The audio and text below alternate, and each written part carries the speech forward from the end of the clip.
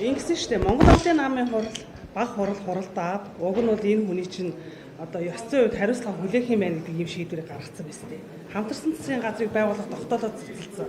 Гэтэл энэ хүн чинь таад баг хуралдах шаардлагагүй байсан юм шүү. Гэтэл энэ баг хурлын шийдвэрээс шал өөр агуулгаар итгэл үзүүлэх гээд асуудал оруулаад ирж байна шүү дээ. Уг нь цүнх мөнхний асуудал яригдчихсан юм зү. Тий. Сүүлдээ засаг масаг хамтрахгүй өдөр асуудал болоо явцсан шүү дээ.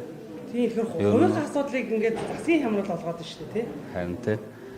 Тэгээ одоо өнөө маргаашин дотор тэгээд асуудлууд их хурл дээр орж ирэх юм шиг байна шүү дээ. Өнөөдөр яригдсан засаг дээр яригдсан асуудлууд нь бол тэгээд энэ засагт байгаа 2 3 намын удирдлагууд нь уулзалж байгаа юм шиг байна. Тэгээд цаашдаа тодорхой болох байлгүй дээ. Тэгээ мань мэт нь одоо сул гişүүд учраас мэдээлэл хомс байна. Баг хурлын шийдвэрийг хэрэгжүүлэхгүй байсан бол одоо хуралдах шаардлага байсан юм. Баг хурал чинь 300 эдэн гişүү оролцсон. 300 гаруй гişүүд бүгд яс сэтэл гар өргөөгүй шүү дээ. Тэгтээ олонхын сан гарсан шүү дээ. Олонхын санд гарсан. Улс төрийн шийдвэр гарсан. Тий. Гэхдээ би бол хувьдаа доктортой засгийн газар байх хэрэгтэй гэдэг байр суурьаараа илэрхийлсэн, эсрэг саналаа өгсөн. Тэгэл явж байгаа. Одоо та Энд чинь тэгээд олонхийнхоо зарчмыг дагаад хүндлэл явах. одоо ерөнхийдөө итгэл үзүүлэх үү? Тэр асуудал орж ирэх хэрэггүй нь одоогор шийдэл гараагүй байна. Тэгээ та нар маань ингэж асуугаад гişүүдийг нэг хоёр талцуулаад амар үл байна. Яг үнэ хэлэхэд. Ороод ирсний дараа нь л мэдээж саналаа өгөхгүй асуудал. Итгэл үзүүлнэ гэдэг чинь өөрөө яг юун дээр ч итгэл үзүүлэх юм.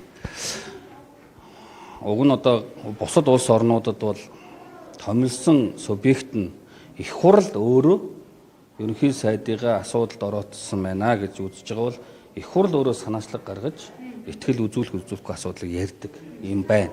Гэтэл одоо энэ асуудал ч өөр болохоор ерөнхий сайд нь өөрөө надад итгэл үзүүлэхгүй асуудлыг шийдэж өгөөч гэж өөрөө оруулж ирнэ гэдэг бол өөрөө яг энэ итгэл үзүүлэх асуудал мөн үгүй гэдэг асуу. Гэхдээ бас нарийн бид нар бас гişүүд бас хоорондоо ярилцж л байна. Манай үндсэн хуулийн дээр болохоор нэг бол ерөнхий сайд өөрөө өргөдлөө өгсөн. Нөгөө талаар бас төсвийн асуудал болоод бусад одоо асуудлуудаар одоо итгэл үзүүлэх асуудлыг одоо бас ярьж болох юм байна. Өнгөрсөн хугацааны 30 гаруй жилийн парламентэд итгэл үзүүлэх асуудал ерөөс огт яригдж байгаагүй юм байна. Манай түүхэнд парламентын түүхэнд. Тэгэхээр энэ бол одоо бас хэрвээ энэ асуудал үнэхээр яригдахаар бол анх удаа асуудал шийдэгдэх юм байна. Энэ асуудлыг яг одоо итгэл үзүүлэх импичмент шүү дээ, тийм ээ. Яг үндсэн хуульд байгаа асуудлаараа бол болохгүй болчиход байна шүү дээ. Төсөв юм уу? Төсөвийн асуудал. 14 мегатос баялагын сангийн асуудал. Нөгөө том асуудлууд ч орж ирэх нь шүү дээ. Шинэ одоо баялагын сангийн хуулийг явуулахдаа та бүхэн маань одоо намайг дэмжиж гинүү дэмжихгүй нүгэл мэдээж л 100% дэмжиж гинэ л гин шүү дээ.